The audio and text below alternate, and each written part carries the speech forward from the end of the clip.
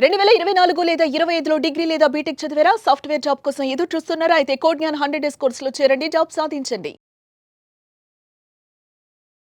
Hello sir. Hello అండి. చాలామంది sir అంటే టెక్నికల్ బ్యాక్గ్రౌండ్ అని కాకుండా నాన్ టెక్నికల్ బ్యాక్గ్రౌండ్ ఉండేటువంటి వాళ్ళు ఉంటారు. బేసిక్ డిగ్రీ ఇప్పుడు బీజెడ్సీ కానీ లేదంటే సిఈసి కానీ అవి చేసినటువంటి వాళ్ళు కూడా ఉంటారు.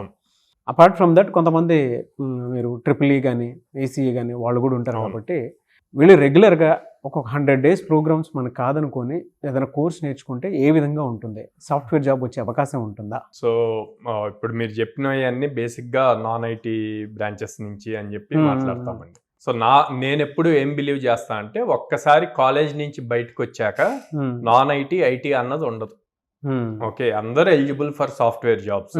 కాకపోతే వాళ్ళు ప్రీవియస్గా వాళ్ళ డిగ్రీ ఆర్ ఇంజనీరింగ్లో ఏ అయితే బ్రాంచెస్ తీసుకున్నారో అవి కంపెనీస్ మళ్ళీ ఎలిజిబిలిటీ రావాలి. సో వస్తాయి, ఆపర్చునిటీస్ వస్తాయి. అండ్ మన దగ్గర అట్లాగా ప్లేస్ అయిన వాళ్ళు చాలా మంది ఉన్నారు.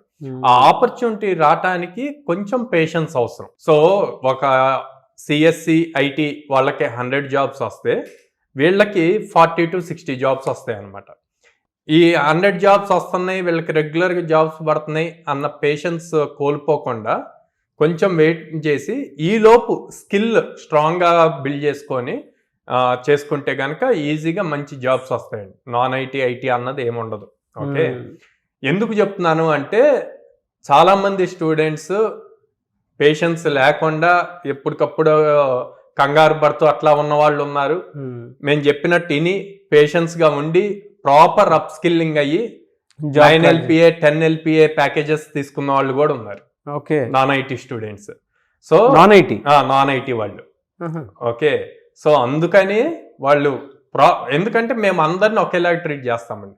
వీళ్ళు సిఎస్సి నుంచి వచ్చారా, వీళ్ళు ట్రిపుల్ ఈ నుంచి వచ్చారా అన్నది లేదు. ఒకసారి క్లాస్ రూమ్లోకి కోడ్ జ్ఞాన్ క్లాస్ రూమ్లోకి ఎంటర్ అయితే ఫ్రమ్ డే 1 కంప్లీట్ బేసిక్స్ నుంచి మనం చిన్నప్పుడు ఎట్లయితే ఏబిసిడీస్ నుంచి నేర్చుకుంటామో అట్లాగా వాళ్ళు నేర్చుకునే సబ్జెక్ట్కి ఏం కావాలో అది కంప్లీట్ బేసిక్ నుంచి సాఫ్ట్వేర్ ఇన్స్టలేషన్ దగ్గర నుంచి స్టార్ట్ అవుతుంది.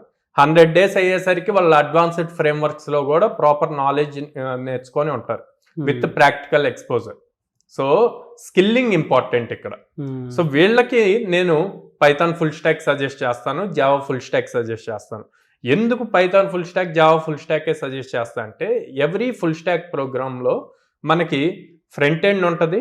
ఫ్రంట్ ఎండ్లో HTML CSS JavaScript cover అవుతాయి. బ్యాక్ ఎండ్లో పైథాన్ ఆర్ జావా ఉంటుంది. డేటాబేస్కి SQL కవర్ అవుతుంది. అండ్ ఇవన్నీ కంబైన్ చేసి ఒక ప్రాజెక్ట్ బిల్డ్ చేసి దాన్ని డిప్లాయ్ చేయడానికి క్లౌడ్ వాడతాము, డెవాప్స్ ఫీచర్స్ వాడతాము. సో ఇన్ని కవర్ అవుతాయి. నేను 5 డిఫరెంట్ థింగ్స్ మాట్లాడాను. ఈ 5 డిఫరెంట్ థింగ్స్ కి డిఫరెంట్ జాబ్ ఆప్షన్స్ ఉంటాయి. For suppose front end only HTML CSS Java script తీసుకుంటే ఫ్రంట్ ఎండ్ డెవలపర్ అని వస్తుంది, జావా స్క్రిప్ట్ డెవలపర్ అని ఉంటుంది, HTML CSS web technologies developer, software engineer అని వస్తుంది. అదే మీరు పైథాన్ ఆర్ జావా నేర్చుకుంటే బ్యాక్ ఎండ్ డెవలపర్ అని వస్తుంది, సాఫ్ట్వేర్ డెవలపర్ అని ఉంటుంది, రెస్ట్ API డెవలపర్ అని, ఇట్లా మల్టిపుల్ జాబ్స్ వస్తాయి. తర్వాత డేటాబేస్ తీసుకున్నారనుకోండి, SQL డేటాబేస్ డెవలపర్ అని, MySQL డెవలపర్ అంటారు, SQL డెవలపర్ అంటారు. సో ఇన్ని ఆపర్చునిటీస్, మల్టిపుల్ హ్యూజ్ ఆపర్చునిటీస్ వస్తాయి.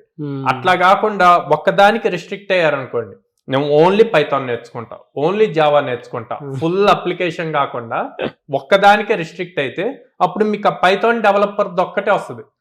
ఇంత హ్యూజ్ కాంపిటీషన్లో బయటకు వచ్చేసారు. Huge competition. ఎంత హ్యూజ్ కాంపిటీషన్? ఇంజనీరింగ్ వాళ్ళు 15 lakhs మెంబర్స్ పాస్ అవుట్ అవుతున్నారు ఇయర్లో. అండ్ డిగ్రీ వాళ్ళు 10 lakh మెంబర్స్ పాస్ అవుట్, అంతే 25 lakh మెంబర్స్. 25 lakh లో హార్డ్లీ 10% కూడా ప్లేస్ అవ్వట్లే క్యాంపస్ ప్లేస్మెంట్స్ లో. Okay, rest of 22 lakh members తో నువ్వు కంపీట్ చేయాలి. వాళ్ళందరికన్నా నువ్వు డిఫరెంట్ గా యూనిక్ గా స్టాండ్ అయితేనే కదా నీకు జాబ్ వచ్చేది. ఓకే, సో అలాగా కొంత కోడ్ జ్ఞాన్ హెల్ప్ చేస్తుంది నిన్ను యూనిక్ గా డిఫరెంట్ గా పెట్టడానికి. ఎందుకు? మిగతా కాంపిటీషన్ తో సంబంధం లేకుండా with in the code Gyan లో ఉన్న స్టూడెంట్స్ తోటే నీకు కాంపిటీషన్ ఉంటుంది. అందులో నుంచి మళ్ళీ ఇంకొంచెం యూనిక్ గా ఉంటే బెటర్ ప్యాకేజెస్ వస్తాయి. ఆ ప్యాకేజెస్ రావాలి అంటే నేను చెప్పినట్టు 100 డేస్ ఫుల్ స్టాక్ ప్రోగ్రామ్ ఏదైనా ప్రాపర్ గా నేర్చుకుంటే గనక జాబ్ ఈజీగా క్రాక్ అవుతారు. అండ్ అబోవ్ 4 LPA తో జాబ్ వస్తుంది. 100 డేస్ మాత్రం మీరు చెప్పినట్టు చేయాలి. 100 డేస్ ఇంకా వేరే డైవర్సిఫికేషన్ లేకుండా ప్రాపర్గా మేము చెప్పినట్టు చేస్తే ఎట్లాగో క్యాంపస్లో 6.5 hours ఉంటారు. ఆ 6.5 hours Utilize చేసుకుంటే- ఫోకస్డ్ ఉండి 4.5 months చేశారు అంటే ఈజీగా జాబ్ క్రాక్ చేస్తారు. ఓకే సార్, థ్యాంక్ యూ అన్న, thank you so much Sairam garu. Thank you అండి.